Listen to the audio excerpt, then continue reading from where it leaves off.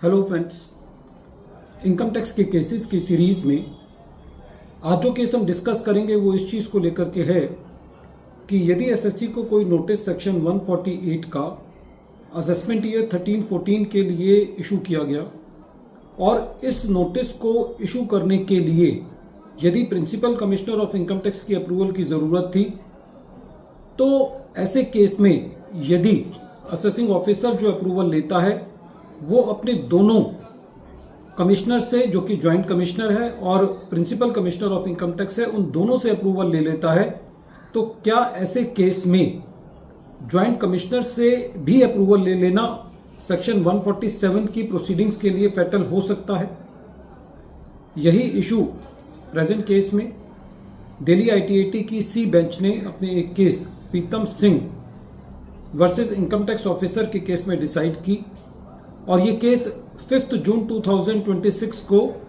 Decide किया गया। इस केस का रेफरेंस नंबर है आईटीए नंबर 7175/दिल्ली/2025। प्रेजेंट केस के फैक्ट्स इस तरीके से हैं। प्रेजेंट केस में जो असेसमेंट ईयर है वो 13-14 का है। प्रेजेंट केस में असेसिंग ऑफिसर ने एसएससी को सेक्शन 148 का नोटिस इशू किया और इस नोटिस को इशू करने के लिए जो सेक्शन 151 की अप्रूवल चाहिए थी, उस अप्रूवल के अंदर joint commissioner of income tax ने भी अपना रिकमेंडेशन दिया हुआ था कि ये केस सेक्शन 148 का नोटिस इशू करने के लिए एक फिट केस है और principal commissioner of income tax ने भी अपना अप्रूवल दिया हुआ था कि ये केस सेक्शन 148 का नोटिस इशू करने के लिए एक फिट केस है। कुछ एडिशंस किए गए जिनको सीआईटी अपील ने अपील रखा और जब ये मैटर ट्रिब्यूनल के पास गया तो एसएससी ने ये लीगल ग्राउंड लिया कि प्रेजेंट केस में सारी assessment proceedings bad in law हैं, क्योंकि प्रेजेंट केस में जो सेक्शन 151 है उसका पालन नहीं किया गया है, क्योंकि जो अप्रूवल लिया गया है उस अप्रूवल के अंदर दोनों कमिश्नर्स ने, joint commissioner of income tax और principal commissioner of income tax ने अपना अप्रूवल दिया है। जब ये मैटर ट्रिब्यूनल ने सुना तो ट्रिब्यूनल का ये कहना था कि सबसे पहले प्रेजेंट केस में जो अप्रूवल है वो रीजंस के साथ ही एसएससी को दिया जाना चाहिए। प्रेजेंट केस के अंदर additional commissioner of income tax ने भी अप्रूवल दिया है, जिसकी वजह से जो सेक्शन 151 है उसकी टर्म्स के अंदर ये अप्रूवल इनवैलिड हो जाता है, क्योंकि सेक्शन 151 के मुताबिक जो अप्रूवल है वो खाली principal commissioner of income tax के द्वारा दिया जाना चाहिए। ट्रिब्यूनल ने प्रेजेंट केस में ये कहा कि ये एक एस्टेब्लिश्ड लॉ है कि यदि कोई काम किसी तरीके से होना है तो वो काम उसी तरीके से होना है, और स्पेशली उन केसेस में जहां पर कोई काम जुरिस्डिक्शनल मैटर पर आकर के सेंटर होता है तो उस केस के अंदर वो काम उसी तरीके से होना चाहिए जिस तरीके से उसको करने की प्रक्रिया कानून में दी गई है, और वो काम किसी और तरीके से नहीं किया जा सकता। प्रेजेंट केस को डिसाइड करने में दिल्ली आईटीएटी ने अपने ही एक case Seema Mehta versus income tax officer, जिसका आईटीए नंबर 2405 है, और एक ऑनरेबल मुंबई आईटीएटी का एक जजमेंट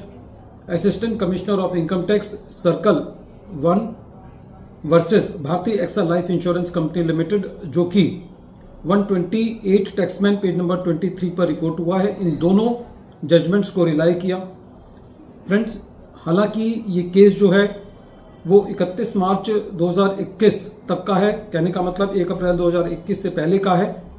और क्योंकि सरकार ने अपने अप्रूवल्स बचाने के लिए सेक्शन 292 BC को इंट्रोड्यूस किया है 1 अप्रैल 2021 के बाद, तो एक बड़ा प्रश्न ये आता है कि क्या ये केस उन अप्रूवल्स के लिए भी एप्लीकेबल होगा जो 1 अप्रैल 2021 के बाद दिया गया। तो ऐसे केस में, क्योंकि जो 292 BC है उसके अंदर कुछ कंडीशंस हैं कि यदि अप्रूवल पर सिग्नेचर नहीं है या कोई रीजंस की वजह से कोई अप्रूवल है तो उनकी वजह से अप्रूवल को गलत नहीं माना जाएगा, लेकिन ये केस पेरीमेटेरिया 1 अप्रैल 2021 के बाद भी लागू होना चाहिए, क्योंकि जहां पर खाली एक अथॉरिटी से अप्रूवल की जरूरत है, यदि वहां पे 2 अथॉरिटीज अप्रूवल देती हैं तो उसकी वजह से असेसमेंट प्रोसीडिंग क्रैश होनी चाहिए। वीडियो के अंत में एक बार फिर मैं केस का नाम रिपीट कर रहा हूं। केस का नाम है Pritam Singh versus income tax officer, और ये केस दिल्ली ITAT की सी बेंच ने 5 जून 2026 को डिसाइड किया